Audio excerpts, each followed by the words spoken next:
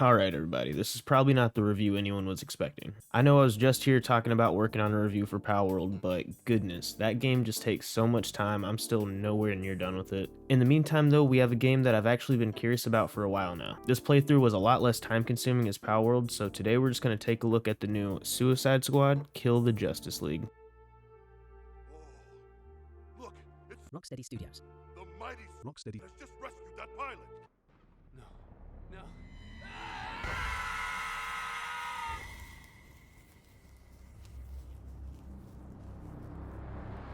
Right out of the gate, I mean, this game is a huge bag of mixed emotions. There's some things in here I actually really enjoyed, and there's some things that definitely kill the experience a bit. So let's just get right into it, shall we? You know what I'm saying? No more wasting time, let's just talk about it. Suicide Squad Kill the Justice League is an action-adventure shooter developed by Rocksteady Studios, who's most notable for making all of the Batman Arkham games, which are honestly fantastic. I mean, I used to be a huge fan of that series as a kid. The game retails on Xbox, PC, and PlayStation for a whopping $70, which honestly just seems astronomical for the content, but we'll get into that later. The premise of this game is extremely straightforward, almost as if it's spelled out in the title. You are the Suicide Squad, and it's your job to kill the Justice League. The end. No, but seriously, you might be asking yourself, how did we even get to this point? Why would the Suicide Squad kill the Justice League besides just their pure disdain and hatred for all of them? Well, in the game, a supervillain by the name of Brainiac has started a war to take over the planet, and in the process of doing so, was able to take over the members of the Justice League via mind control. Because of this, Amanda Waller gathers up a group of supervillains, known as Task Force X, aka the Suicide Squad, who have been sent out to try and deal with the problem. The available members to play as in the Suicide Squad are Harley Quinn, King Shark, Deadshot, and Captain Boomerang. Real quick too, while we're kind of on the story, I just wanted to point out that only Superman, Batman, The Flash, and Green Lantern were taken over by Brainiac. So that's the only Justice League members that you're actually able to fight and kill. Aquaman is just nowhere to be seen anywhere in this game, and Wonder Woman is smart enough to not get herself infected or whatever, but not smart enough to keep herself alive. I want to go home. What?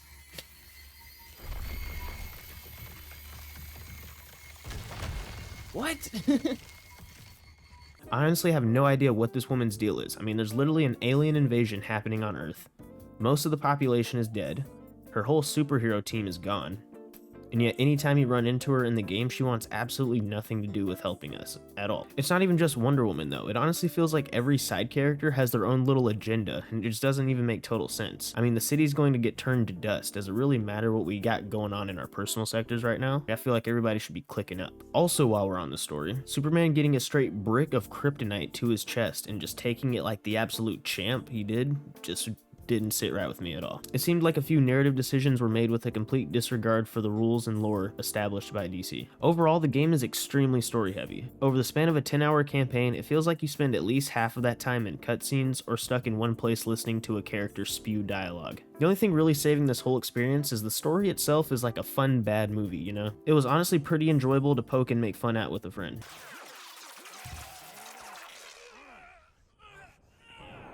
That shot's a real one, dude. He was here for it. Whoa, we're in the multiverse? Dude, what's going on? What is happening? We're in the fucking DC multiverse. We're gonna go to the movies, dude. We're gonna see Ben Affleck. Dude, holy shit. Look at them colliding.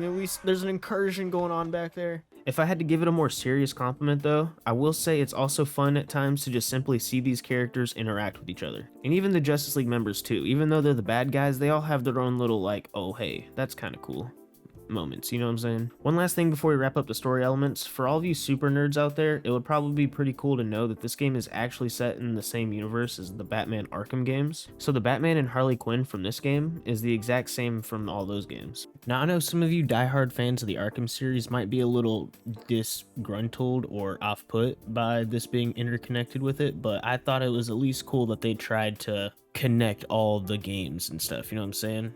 Almost like a movie cinematic universe, but with games. That's pretty neat. Enough of the story for right now, let's just get into the real meat and taters of this thing.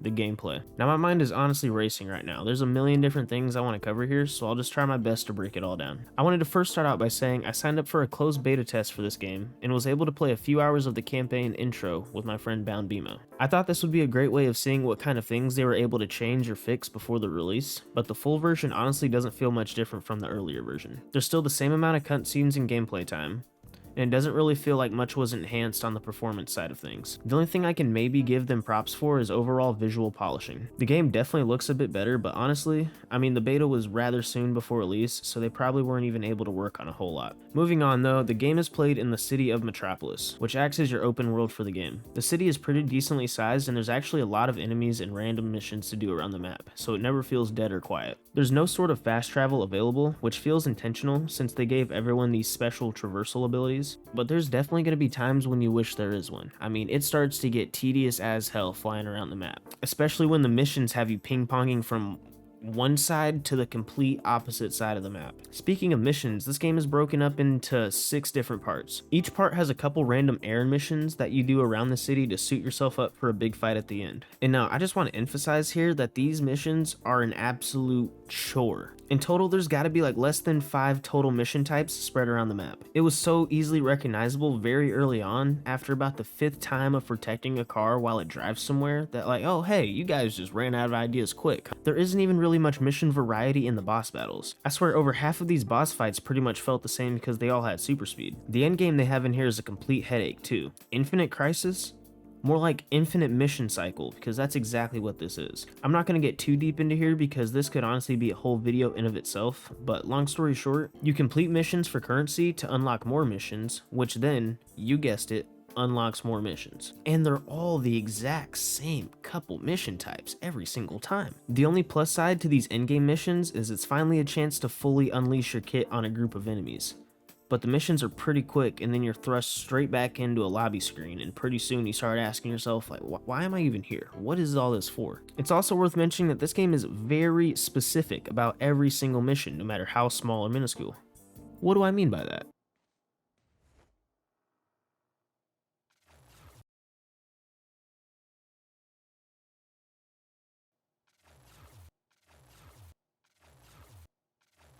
I swear, this screen pops up once every 5 to 10 minutes.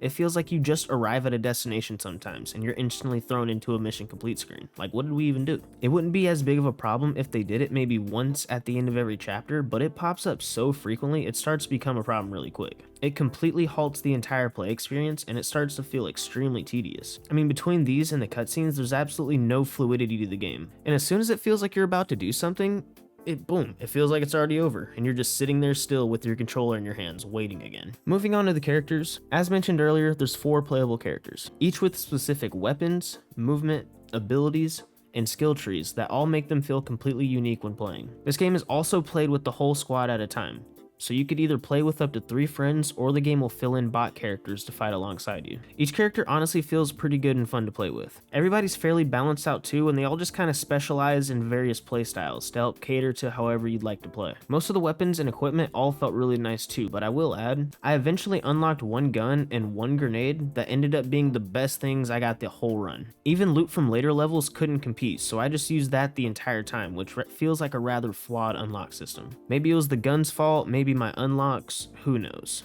But I should have been getting some better stuff even after those for sure. Personally, for my playthrough, I went with Captain Boomerang, and he was insanely fun to play with. The movement with the Boomerang feels really good, and he has some really nice special abilities that are really satisfying to hit on large groups. Moving on here, let's just talk about the combat, because if there's anything I can give genuine props for, it's this. While BMO and I were playing the game, we had a lot of criticisms, but couldn't quite figure out what was still so enticing about the whole experience. And I must say, the combat loop for this game played a pretty big part in keeping us on. For whatever reason, the combat in this game is insanely fun. When you're not in a menu or cutscene and actually getting in the mix, there's something really satisfying about the core combat gameplay. The fights are hectic but have a certain groove to them once you start to learn each character. Most mobs have special ways of dealing with them too, so it doesn't just feel like excessive button mashing. There's also combos you can build up that unlock bonus perks if you're able to keep fighting without getting messed up. It actually takes some thought while fighting to effectively take care of waves of enemies. If there was some actual mission variety in here, it probably would have made the fighting sequences even better, but they're still the highlight of the play experience. I don't even really know what else to say. There's just some sort of mystical fun hidden in the gameplay. Before I got into it, I was clowning on a friend for saying he liked it too, but I definitely understand what he means now. Long story short, it's a highly satisfying gameplay loop once you're good at it. Moving on to visuals, I mean, the game honestly doesn't look all that bad. My PC isn't exactly the best, so I couldn't run it on max graphics settings, but for what I was able to get out of it, I never really minded too much what was happening on screen. I thought it was just fine. While we're talking about visuals though, this game is completely completely drowned out and suffocated by cutscenes. I mean, I know I talked about it a little bit earlier, but it's absolutely criminal how much gameplay time is taken away just to make you sit there and listen to the half-baked narrative they cooked up. I typically enjoy the story elements of campaigns, but there's just way too many pauses in the actual gameplay. Something this game really suffers from is not having long enough stretches of actual playtime. Also, I'm just going to throw these little tutorial screens up in visuals too.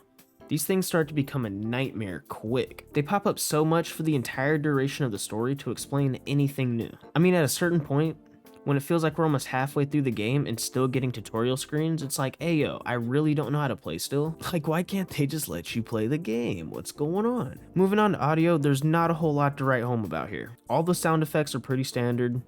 The only real standouts for this category would first be the music. I don't know why, but it feels like it was insanely loud compared to the rest of the game, to the point I just turned it off completely. And secondly, talking about the voice actors for a sec, they had Kevin Conroy and Tara Strong come back to voice Batman and Harley Quinn for this game, who are the voice of Batman and Harley for the Arkham series, which further drives home the point that this game is set in that universe. Unfortunately though, for those of you who didn't know, Kevin Conroy passed away late in 2022, so this will probably be one of his last times voicing the character. The game also included a small tribute for him at the end, which was pretty nice. Moving on to bugs and issues, I mean, long story short, it doesn't run the best. One of my complaints a few months ago during the closed beta was, oh, I hope the performance is a lot better when this game fully drops. And it honestly doesn't even feel like much at all was done on that front. On launch, this game was in a super bad spot, and I ain't talking the movie, okay? There was so many people having trouble day one because of crashes and bugs. During my playthrough, I was bouncing around from about 25 FPS to about 70-ish FPS, and I couldn't get much higher than that unless I was in a menu screen. My PC really isn't a pushover either. I mean, I can run most other games around 140 just fine,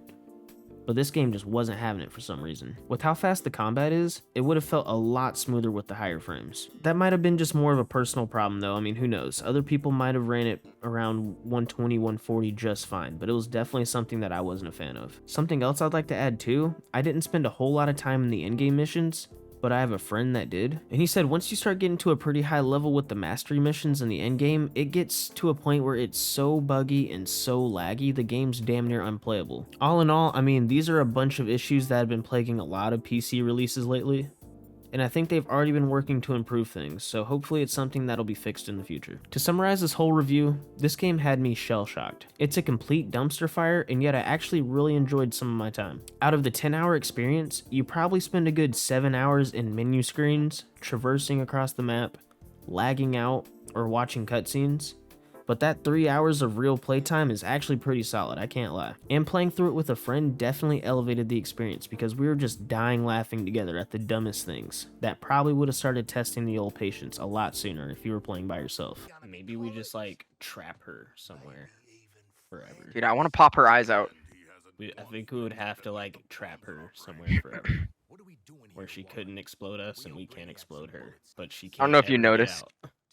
I don't know if you noticed, got a new fin. You got a new fin? New fin. Who it is? She also couldn't be able to kill herself in the jail. You know what I'm saying? I trust that she could. She'd find a way. She's creative. Wow, that is a new fin. Look at that guy. Yeah, you like that shit, dude? Come on. It's like you got a mohawk now. Dude, you already know what it is. I copped that shit. If I had to wrap this all up into a review today, 1 to 10, I think I'm going to hit it with a 4.8. Like a strong 0.8. That 0.8 wants to be a whole number so bad, but I'm just going to take another 0.2 away as my last little haha to Rocksteady for this. They can have my $70, I'm going to take the 0.2.